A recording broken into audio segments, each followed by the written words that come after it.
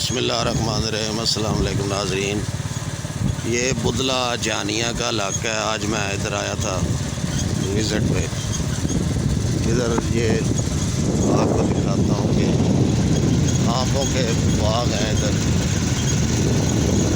यही ज़्यादा लोग इधर आमों से ही रोज़ी रोटी ज़्यादा कमाते हैं अपनी। और ये सारा रोड मैं गुजर रहा हूँ, यहाँ आमों के बाग ही हैं तो मुझे नज़र आ रहे हैं। और लोग यहाँ पर ज़्यादा ये आम भी खरीदते हैं और इसी पे ये सालाना इनका जो अपने घर के अखराजात हैं वो इसी से निकालते हैं। ये इलाका है कि थोड़ा सा आपको भी विज़िट करा दूँ। दोनों साइडों पे आमों के ज़्यादा बाग हैं इधर जो मुझे नज़र आ रहे हैं इस इलाके में। ज़्यादातर इस इलाके में ये कच्चे मकान हैं और आबादी बहुत कम है इस साइड। और मैं ये भी बताऊं कि यहाँ पर गुर्बत की रेशो भी ज़्यादा है, मज़दूरी बहुत कम है इधर लोग जो हैं वो दूर दराज इलाकों में ज़्यादा मज़दूरी करने जाते हैं।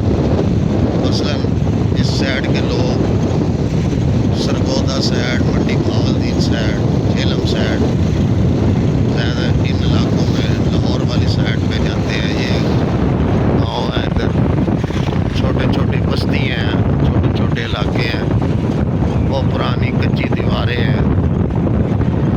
ये इलाका सारा इस किस्म का है। और मुझे तो ज़्यादा इधर आम भी नज़र आते हैं। फसलें दूसरी भी हैं लेकिन आम ज़्यादा है इस तरफ।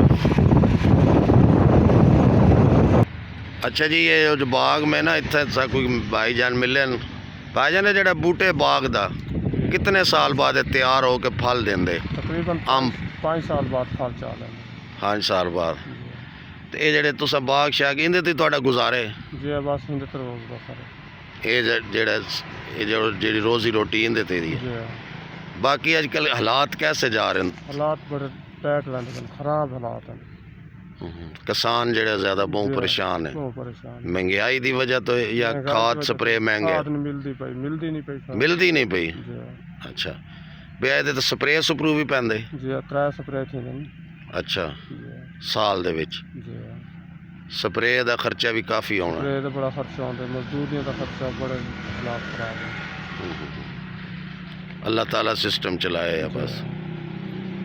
हाँ जी, जैसे आपको ये मैंने बताया कि जैसे ये हमारे ये भाई हैं, किसान हैं, ये जैसे बता रहे हैं कि 5 साल बाद जाकर ये जो है आम का पौधा एक तैयार होता है, फिर वो फल देता है, फिर हम बेचते हैं और 5 साल लगते हैं। और जैसे वो कह रहे हैं महंगाई है कि स्प्रे इस पर डालना पड़ता है साल में 3 दफ़ा, उसके बाद खाद वगैरह होती है। खाद वो कह रहे हैं आजकल बहुत महंगी भी है और मिलती भी नहीं है, बहुत मुश्किल है। तो ये हालात हैं इस इलाके में। मैं आज आया था, मैं क्या थोड़ा सा विज़िट कर लूँ और आप लोगों को भी थोड़ा सा इस इलाके का विज़िट करवा दूँ। इसके साथ ही नसीम अकमल ख़ान आपसे इजाज़त चाहता है। हमेशा खुश रहें, दूसरों को भी खुश रखें और हमें भी दुआओं में याद रखें। अल्लाह हाफिज़।